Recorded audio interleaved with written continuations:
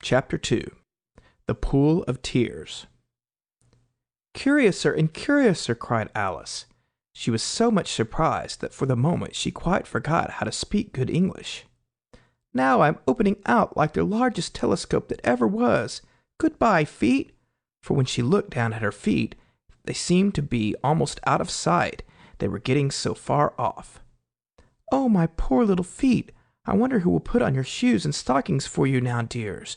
I'm sure I shan't be able to. I shall be a great deal too far off to trouble myself about you. You must manage the best you can, but I must be kind to them," thought Alice, "or perhaps they won't walk the way I want to go.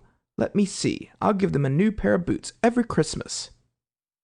And she went on planning to herself how she should manage it. They must go by carrier, she thought, and how funny I'll seem sending presents to one's own feet, and how odd the directions will look. Alice's right foot, Esquire. Hearthrug near the fender with Alice's love. Oh dear, what nonsense I'm talking. Just then her head struck against the roof of the hall. In fact, she was now more than 9 feet high, and she at once took up the little golden key and hurried off to the garden door. Poor Alice! It was as much as she could do, lying down on one side, to look into the garden with one eye, but to get through was more hopeless than ever. She sat down and began to cry again. "You ought to be ashamed of yourself," said Alice. "A great girl like you," she might well say this, "to go on crying in this way. Stop this moment, I tell you." But she went on all the same, shedding gallons of tears, until there was a large pool all around her, about 4 inches deep, and reaching half down the hall. After a time she heard a little pattering of feet in the distance, and she hastily dried her eyes to see what was coming. It was the White Rabbit returning, splendidly dressed, with a pair of white kid gloves in one hand and a large fan in the other. He came trotting along in a great hurry, muttering to himself as he came, "Oh, the Duchess, the Duchess! Oh, won't she be savage if I've kept her waiting?" Alice felt so desperate that she was ready to ask help of anyone. So when the rabbit came near her, she began in a low, timid voice, "If you please, sir." The rabbit started violently, dropped the white kid gloves and the fan, and scurried away into the darkness, as hard as he could go. Alice took up the fan and gloves, and as the hall was very hot, she kept fanning herself all the time she went on talking.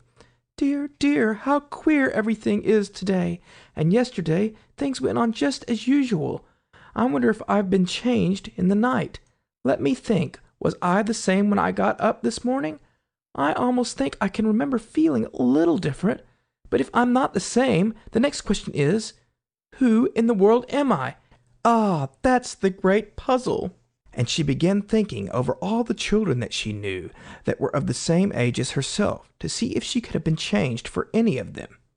"I'm sure I'm not Ada," she said, "for her hair goes in such long ringlets, and mine doesn't go in ringlets at all.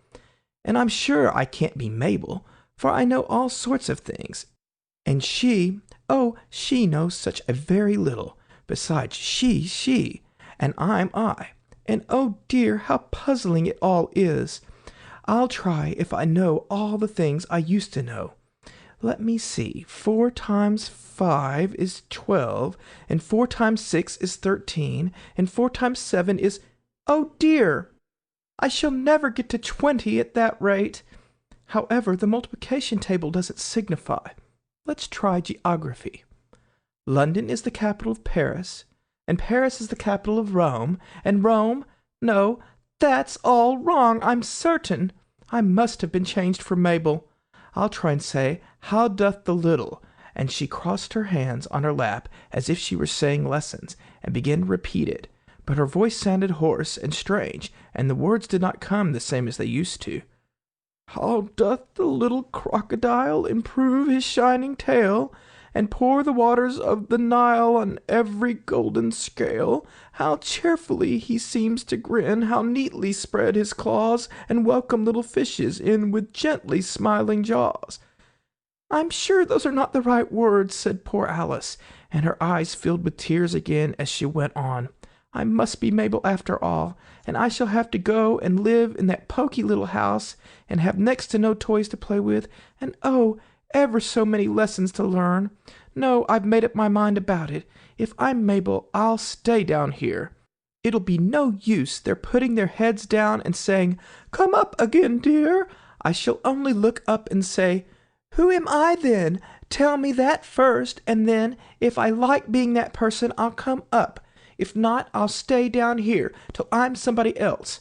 But, oh dear," cried Alice, with a sudden burst of tears, "I do wish they would put their heads down. I am so very tired of being all alone here." As she said this, she looked down at her hands, and was surprised to see that she had put on one of the rabbit's little white kid gloves while she was talking. "How can I have done that?" she thought. "I must be growing small again." She got up and went to the table to measure herself by it, and found that, as nearly as she could guess, she was now about 2 feet high, and was going on shrinking rapidly. She soon found out that the cause of this was the fan that she was holding, and she dropped it hastily, just in time to avoid shrinking away altogether. "That was a narrow escape," said Alice, a good deal frightened at the sudden change, but very glad to find herself still in existence. "And now for the garden," and she ran with all speed back to the little door. But alas, the door was shut again, and the little golden key was lying on the glass table as before. "And things are worse than ever," thought the poor child, "for I never was so small as this before, never, and I declare it's too bad, that it is." As she said these words, her foot slipped, and in another moment, splash, she was up to her chin in salt water. Her first idea was that she had somehow fallen into the sea. "And in that case I can go back by railway," she said to herself. Alice had been to the seaside once in her life, and had come to the general conclusion that wherever you go on the English coast, you find a number of bathing machines in the sea, some children digging in the sand with wooden spades, then a row of lodging houses, and behind them a railway station. However, she soon made out that she was in a pool of tears, which she had wept when she was 9 feet high. "I wish I hadn't cried so much," said Alice, as she swam about, trying to find her way out. "I shall be punished for it now, I suppose, by being drowned in my own tears. That will be a queer thing, to be sure. However, everything is queer today." Just then she heard something splash about in the pool a little way off, and she swam nearer to make out what it was. At first she thought it must be a walrus or hippopotamus, but then she remembered how small she was now, and she soon made out that it was only a mouse that had slipped in like herself. "Would it be of any use now," thought Alice, "to speak to this mouse? Everything is so out of the way down here that I should think very likely it can talk. At any rate, there's no harm in trying." So she began, "Oh, Mouse, do you know the way out of this pool? I am very tired of swimming about here. Oh, Mouse." Alice thought this must be the right way of speaking to a mouse. She had never done such a thing before, but she remembered having seen her brother's Latin grammar, a mouse of a mouse, to a mouse, oh mouse. The mouse looked at her rather inquisitively, and seemed to her to wink with one of its little eyes, but it said nothing. "Perhaps it doesn't understand English," thought Alice. "I dare say it's a French mouse, come over with William the Conqueror." With all her knowledge of history, Alice had no clear notion how long ago anything had happened. So she began again, "Où est mon chat?" which was the first sentence in her French lesson book. The mouse gave a sudden leap out of the water, and seemed to quiver all over with fright. "Oh, I beg your pardon," cried Alice hastily, afraid that she had hurt the poor animal's feelings. "I quite forgot you don't like cats." "Not like cats?" cried the mouse in a shrill, passionate voice. "Would you like cats if you were me?" "Well, perhaps not," said Alice in a soothing tone. "Don't be angry about it. And yet I wish I could show you our cat, Dinah. I think you'd take a fancy to cats if you could only see her. She's such a dear, quiet thing," Alice went on half to herself, as she swam lazily about in the pool. and she sits purring so nicely by the fire, licking her paws and washing her face, and she is such a nice soft thing to nurse, and she's such a capital one for catching mice. Oh, I beg your pardon, cried Alice again, for this time the mouse was bristling all over, and she felt certain it must be really offended. We won't talk about her any more, if you'd rather not. We, indeed, cried the mouse, who was trembling down to the end of his tail. As if I would talk on such a subject. Our family always hated cats. Nasty, low, vulgar things.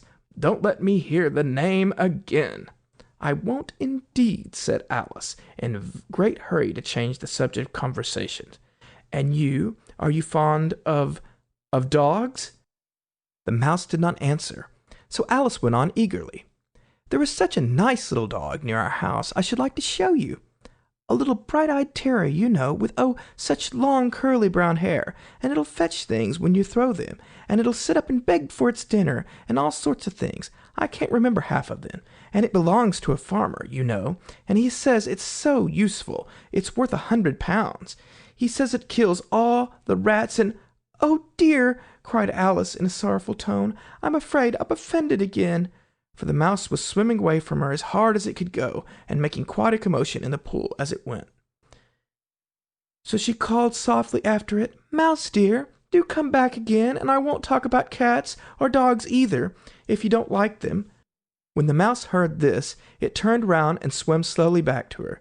Its face was quite pale, with passion, Alice thought, and it said in a low, trembling voice, "Let us get to the shore, and then I'll tell you my history, and you'll understand why it is that I hate cats and dogs."